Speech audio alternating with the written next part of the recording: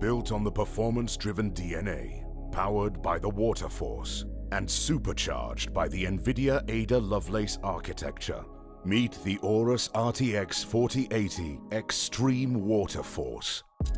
The WaterForce cooling system features a premium all-around thermal design that is crafted to unleash the power in silence.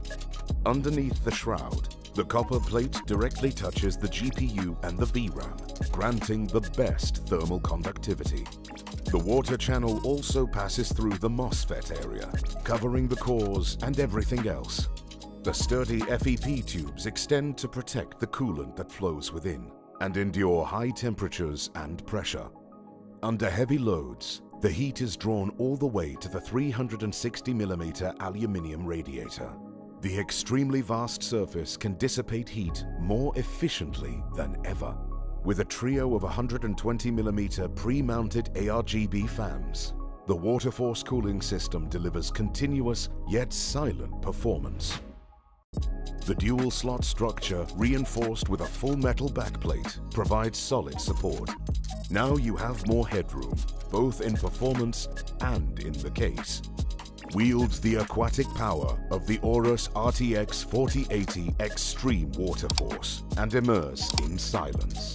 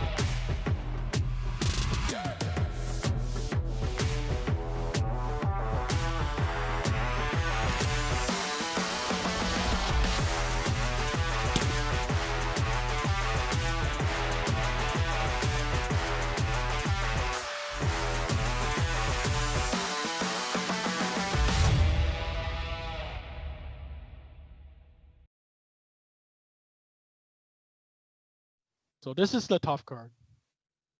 It's roughly the same size as the Strix.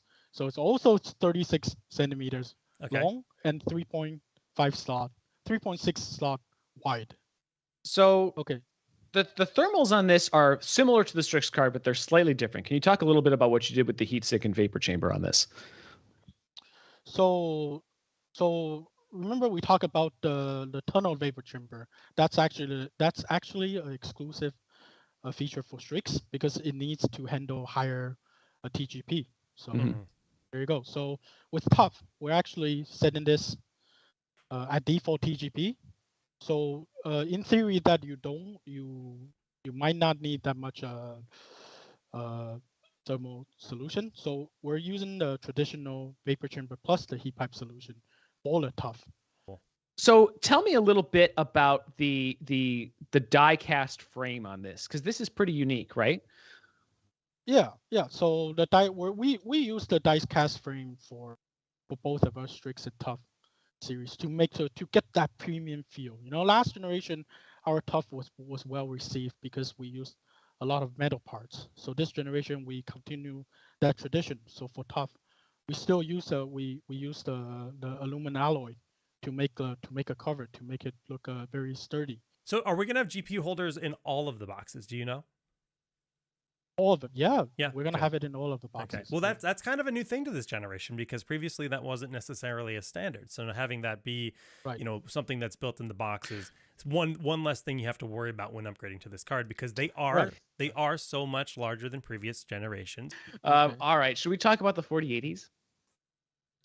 Sure. We don't have the 4080s. We don't have any 4080s to release, and we know, or to show off in hand today, and we know that those are going to be coming out at a later date. So October 12th is only for the Strix and TUF 4090. That's when those are hitting the shelves. But the 4080s, we have two versions, a 16 and a 12 gigabyte coming out. What else can we say about them beyond? They look. Well, the design is the same as these, correct? The 4080 12 gigabyte is a slightly different size, but the shroud design, the backplate design, they're all the same. But with so Romeo, hold up that Strix, and everyone can just pretend you're showing them the 4080. Just pretend this is a 4080, and you got it. But visually, it's almost identical, right? Yeah. The 4080 is like same exact size. Okay. Same exact size. The 4080 12 gigabyte is a little bit smaller.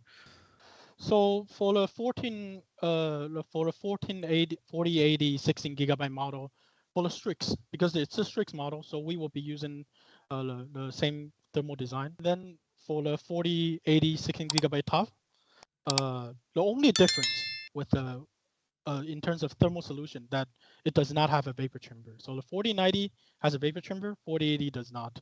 4080 just use the heat pipe. I think 8 heat pipes. If you like the video, please click on the like button, write a comment, and subscribe to my channel.